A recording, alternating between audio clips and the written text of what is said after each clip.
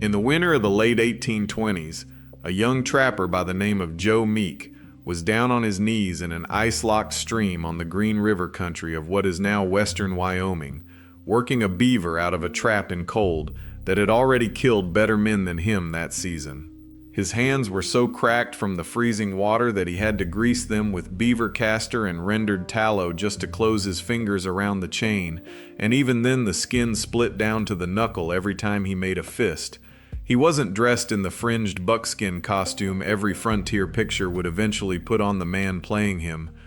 What he had on him was a belt full of small, ugly, hard-used tools, and every single one of them had a specific job that no other tool could quite do for him. Joe Meek walked out of that country alive, and near enough every one of his tools is a thing your great-great-grandfather would have recognized on sight. We're going to go through 13 mountain man tools that Hollywood always gets wrong, the tools that kept real working trappers alive across hundreds of harsh winters. Number 13 is a tool smaller than your thumb, and whether a man lived through a January night in the Rockies could turn on whether he'd kept it dry that afternoon. Number 7 is the one thing that separated a living trapper from a frozen corpse in a Rocky Mountain blizzard, and no picture has ever put it on the shoulders of the man playing the lead. And I'll level with you, neighbor. Number 1 is a tool the movies never show, and it changed the way I look at every other tool on this list. Stay with me. This one's worth your 15 minutes. My name's Amos Calder, 6th generation on this ridge. My grandfather Eben kept a shelf of the old trapper accounts in the back room of the cabin, and he'd read Osborne Russell or Jedediah Smith out loud to me of an evening, and he'd say the same thing near every time.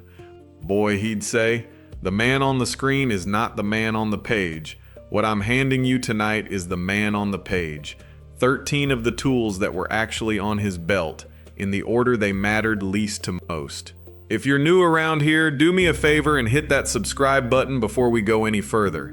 Not for my sake. It's just that once you start seeing what the old trade actually looked like, you're going to want the next tool, and the next one, and you're going to want the 7 things Eben told me a man ought to have on his own belt going into the timber, and I've got all of it coming.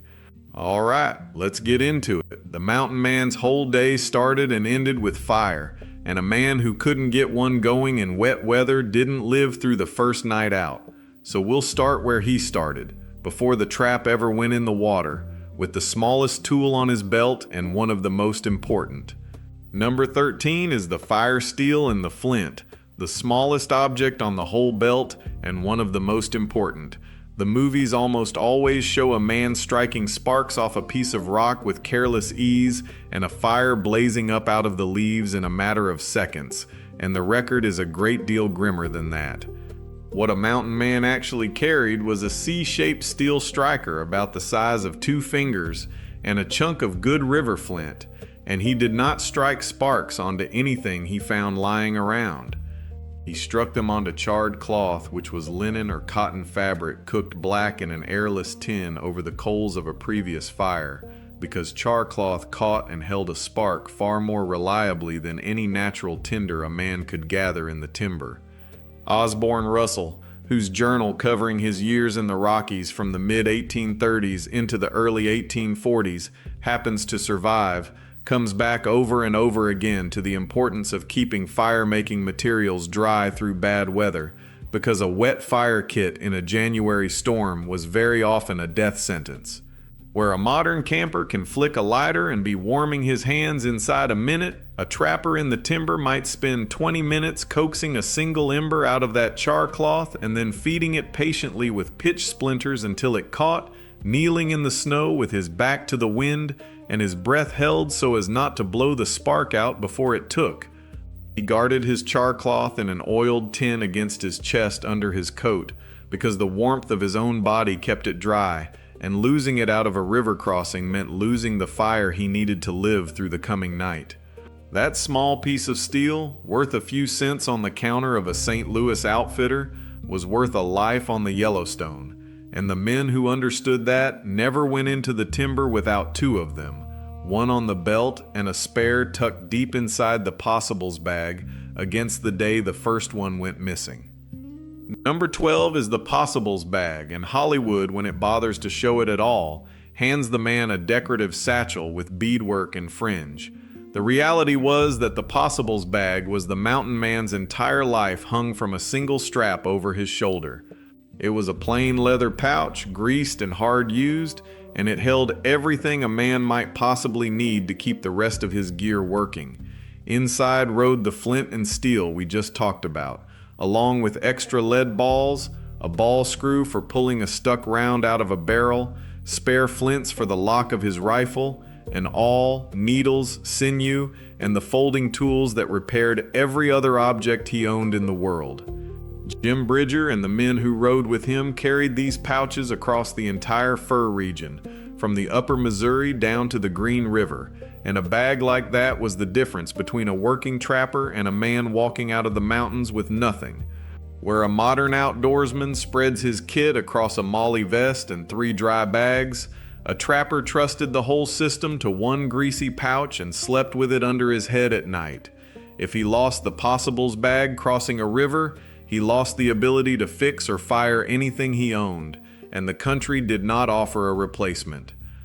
Number 11 is the powder horn, and the movies get the shape of it roughly right and then miss the whole point of what it actually did. A powder horn was typically made from a scraped cow or ox horn, fitted with wooden plugs at both ends, and the good ones were polished thin enough that a man could hold the horn up to the light of a campfire and see how much black powder he had left inside it. It was sized to carry a convenient supply for a rifle or a fowling piece, often well under a pound of powder at a time, because a man did not want to be hauling more of it than he needed through the timber.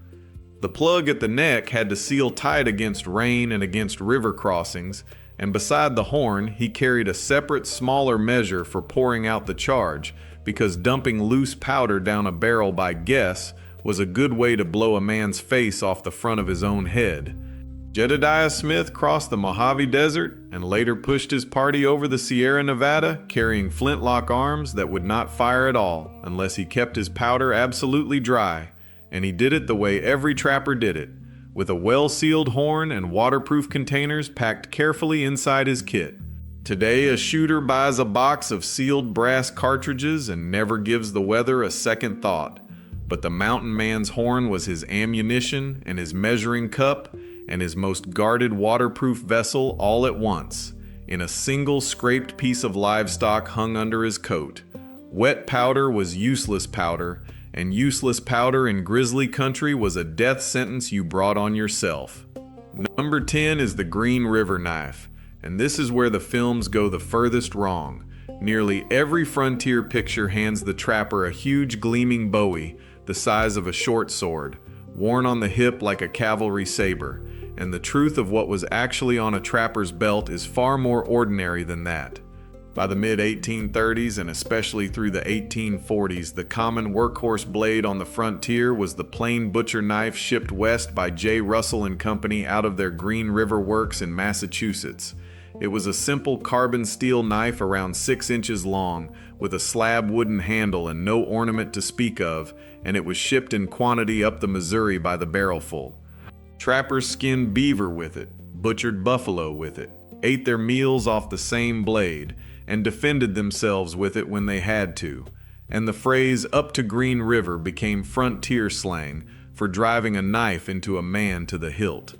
It held an edge because the steel was decent, and because the man kept it sharp on a river stone every evening he had one to hand. Where a modern outdoor knife runs $100 in a specialty shop and does less real work than that plain butcher blade did, the Green River knife cost almost nothing and did everything a man asked of it.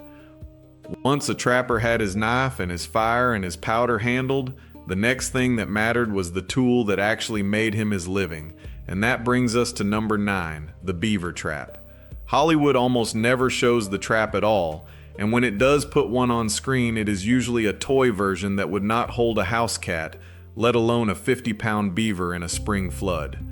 A real beaver trap was a heavy iron double spring jaw trap that weighed several pounds apiece, and a working trapper typically carried multiple traps at once, often half a dozen or more, depending on what his company issued him and what he could afford of his own. He waded into freezing water at dawn to set each one, staked the trap firmly to the bottom of the stream bed with a chain, and hung a small twig baited with castoreum, which is the beaver's own scent, in the air above the pan. Osborne Russell and thousands of other men set their traps this way, working in ice water at first light that stole the feeling out of a man's legs by the second or third set. Carrying half a dozen of those things across the mountains was a heavy load of steel to haul on foot, and a prime beaver plew, which is the pelt, might bring roughly $3 to $4 at the Rocky Mountain Rendezvous during the mid-1820s heyday of the trade, with prices sliding downward through the following years as the fur market softened and the hats went out of fashion. That trap was the entire economy of the mountain man, and the daily labor of setting it in freezing water at first light was brutal work that no film has ever bothered to show honestly. Number 8 is the Hawken rifle, and this is the one the movies almost get right before they romanticize it into something it was not. The Hawken was built by the brothers Jacob and Samuel Hawken out of a shop in St. Louis, and it was a heavy, short, large caliber percussion or flintlock rifle firing a round ball of around .50 caliber, made specifically to drop a buffalo bull or turn a charging grizzly at close range. A good Hawken rifle in the 1830s commonly cost around $20 to $25, which was a substantial sum in a country where many laborers were earning well under $1 a day, and a trapper who owned one had made a serious investment in his own survival.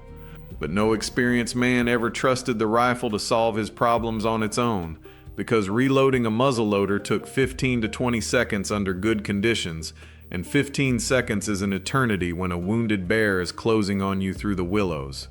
The rifle was the last layer of a whole system of tools, and the men who lived to old age understood that perfectly well. The films framed the rifle as the man's identity and his whole answer to the country, but the trappers themselves knew it as one expensive, slow-loading tool among many, and useless without the powder and the ball and the patch and the steel that fed it from the pouch on his shoulder. A Hawken rifle without a good horn of dry powder was a heavy oak club with an iron pipe attached to the end of it, and a mountain man who had reduced his whole survival to that one object had already made the mistake that was going to kill him. The rifle mattered exactly because the 12 other objects on this list mattered, and every serious man in the trade understood that perfectly well by the end of his first season. Number 7 is the wool blanket capote, the item the earlier teaser called the difference between a living trapper and a frozen corpse. The movies dress the mountain man in fringed buckskin from head to foot and send him out into the snow, and it looks handsome on the screen, and it would have killed the man wearing it inside a day.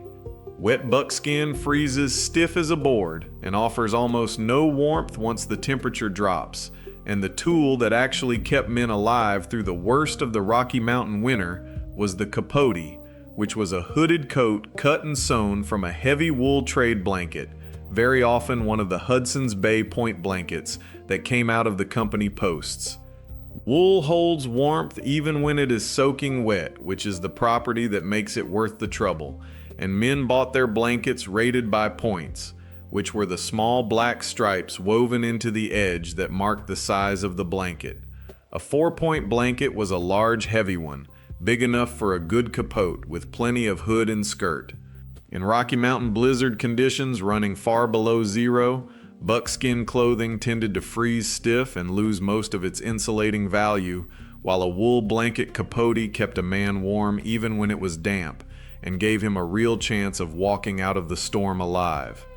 Where a modern hiker pays a small fortune for high-tech synthetic shells, the frontier answer was a striped wool blanket cut into a coat by a man's own hands, or by a company tailor at the trading post, and it was the single most important piece of clothing a mountain man owned. A trapper caught out overnight in his buckskin alone, after falling through the ice of a creek, would very often be dead by morning, and every man in the trade had heard the stories from the last winter's rendezvous about who had come in and who had not. The capote was the answer the country handed back to the men who bothered to listen to it, and it was the item that separated a living trapper from a frozen corpse, in a way no other piece of gear on this list quite managed to do. Number 6 is the tomahawk, and this is another one Hollywood has thoroughly mangled. The movies love to show it as a thrown weapon, spinning end over end through the air and burying itself in a villain's chest at 20 paces, and the real tomahawk was almost never used that way by any working trapper. What the mountain man carried was a trade axe, which was a light iron head fitted onto a wooden haft, and it was a tool first and a weapon somewhere far down the list. Men chopped kindling with it every morning, drove trap stakes with it into the mud of the stream beds, skinned game with the edge of it, and hammered with the pole on the back of the head every single day. Traders sold these axes cheap up the Missouri by the crate, and some of the finer ones had a pipe bowl cast into the pole opposite the blade, so that the same object which split kindling at dawn could be smoked as a tobacco pipe at a council fire that evening. Throwing your only axe at an enemy and missing the throw left you unarmed and unable to build a fire that night, which is a mistake a real trapper only made once in his life. The mountain man valued his tomahawk for splitting wood at 40 below zero, not for theatrics, and it was the most ordinary and most constant tool on his belt from the day he bought it to the day he died. A good iron head, hafted well and kept sharp on the same river stone that sharpened the Green River knife, would last a man a lifetime of hard use, and there are trade axe heads sitting in museum drawers today that were carried across the passes by trappers whose names are long forgotten. Number 5 is the awl, and no film has ever centered on an awl for a single second of screen time, though without one a man's gear rotted off his body in a matter of weeks. An awl is a simple steel spike set into a wooden handle, and it was used to punch clean holes through leather so that the leather could then be sewn together with sinew. Moccasins wore through in days on rocky ground and had to be resoled almost constantly, and a trapper who could not repair his own footwear could not walk, and a man who could not walk in that country did not eat. Traders shipped awls by the gross up the river for pennies each, and they were among the most demanded items in the entire trade with the native peoples of the plains and mountains. Osborne Russell carried one in his possibles bag, and every man in every brigade he ever rode with carried the same thing, because the alternative was walking home barefoot through the snow.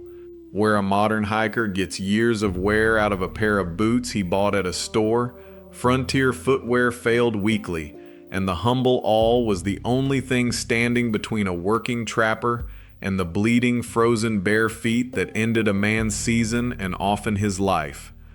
Number 4 is the parfleche, which the movies have never once bothered to name on screen. A parfleche was a rawhide envelope made from buffalo hide that had been scraped clean of hair and flesh, dried hard in the sun, and folded like a stiff leather suitcase to carry a man's supplies. The mountain men learned this piece of gear directly from the plains tribes such as the Lakota and the Cheyenne, who had been making them for generations before the first white trapper ever crossed the Missouri. Inside a parfleche went pemmican and dried meat and small items of gear, and the folded and dried hide sealed the contents against rain and against rodents, and it was tough enough to survive a horse fall down a rocky slope without spilling its contents into the dirt. Pemmican stored in a parfleche kept for months without going bad, which was the difference between eating through a hard winter and starving through it.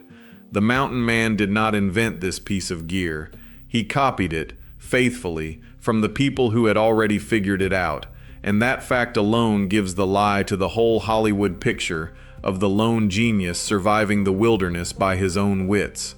Where a modern outdoorsman uses dry bags and hard-sided cases, the frontier answer was a folded sheet of buffalo rawhide sewn by native hands, and the man who scorned that native craft was very often the man who came down out of the mountains in the spring with an empty belly, if he came down at all.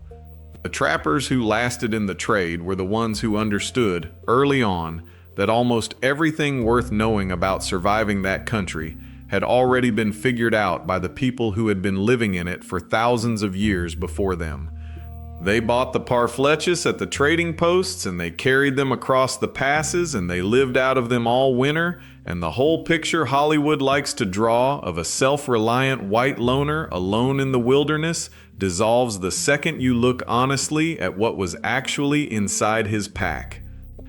Number 3 is the castoreum bottle, which the films skip entirely, and without which no beaver was ever trapped by any working man.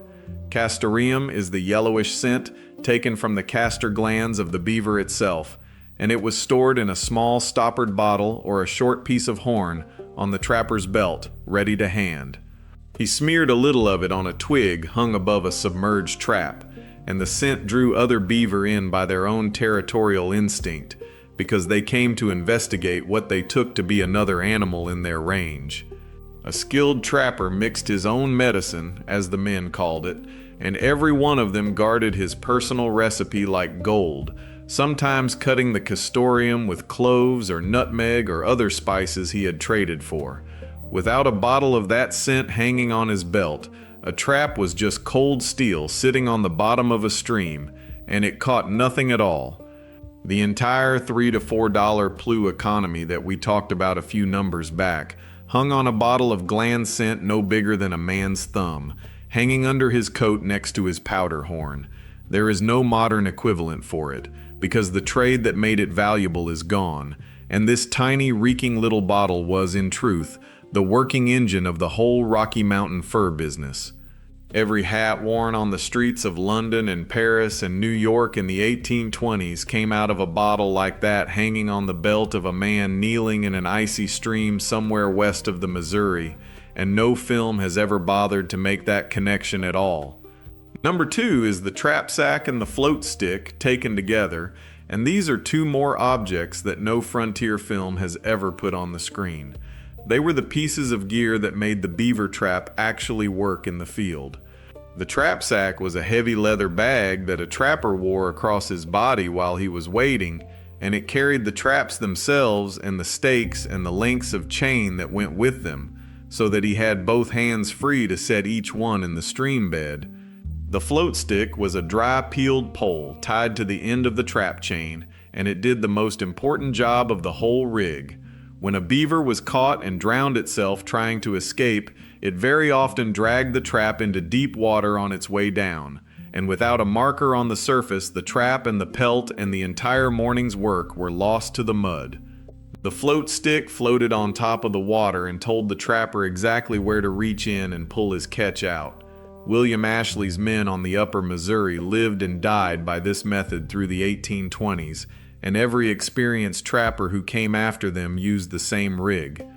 Lose track of a several-pound trap in a spring-flooded stream, and you had lost real money as well as a full day of brutal, cold work. Where a modern angler uses a bright plastic bobber to mark a fishing line, the trapper used a peeled stick and a length of iron chain, and the whole thing was pure, patient, watery ingenuity of the sort the movies have never once tried to show. That brings us to number 1, which is the needle and the sinew, the small repair kit, the tool every real mountain man trusted above his rifle, and the reason the other 12 tools on this list existed in the first place.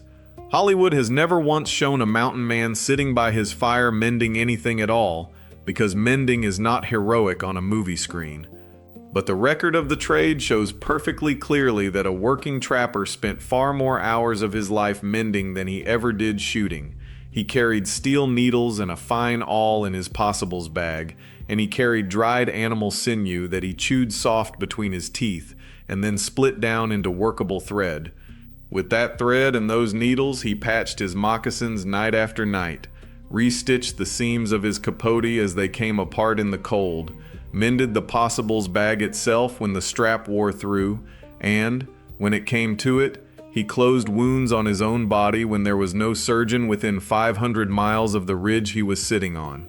Osborne Russell, snowbound and injured in the Yellowstone country through the winter of the mid-1830s, relied on exactly these skills to keep his equipment and his clothing and his food supply in working order, cut off as he was from any medical help or any settled support at all. A rifle that fired one slow shot every 15 or 20 seconds did not keep a man alive across a 9-month season 1,000 miles from St. Louis. What kept him alive was the ability to mend his own gear endlessly, night after night, with a needle worth a penny and thread pulled from the animals he had already killed for meat. Every one of the 12 tools we have just walked through wore out in the field, and the man who could not mend them as they wore out was the man who lost them one by one as the season went on. His moccasins came apart on the rocks after a week, and the needle put them back together again. His capote tore at the shoulder from hauling the wet weight of the traps, and the needle closed the seam a second and a third and a fourth time. The strap of his possibles bag frayed through where it rode on his hip, and the needle stitched a new length of leather onto it. And when his own skin split open on the trap chains or the willow branches or the sharp edges of his own knife, the same needle that had mended the moccasins the night before closed the wound on his hand by the light of the same small fire. That is the deepest lie the screen has ever told about these men. It sold you a lone gunfighter walking alone into the sunset, when the truth was a patient, freezing craftsman sitting by a small fire in a canvas lean-to, sewing his own survival back together one stitch at a time, night after night through a winter that would have killed anybody who could not do exactly that.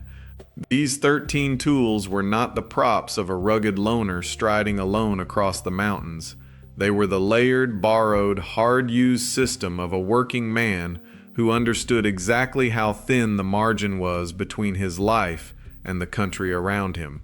He owed most of what he carried to the native peoples he lived among and traded with, and he owed the rest to the outfitters at St. Louis and to the fur companies that fitted him out on credit against a season's catch. Every object on his belt fed or was fed by another object on his belt, and the loss of any one of them made the loss of the rest a great deal more likely. Tell me down in the comments which of these 13 tools the movies got the most wrong, in your own view. Was it the gleaming oversized bowie that no working trapper ever actually carried? Or the single trusty rifle that would have gotten a man killed on its own? Or the fringed buckskin costume that would have frozen a man dead the first time it got wet in a snowstorm?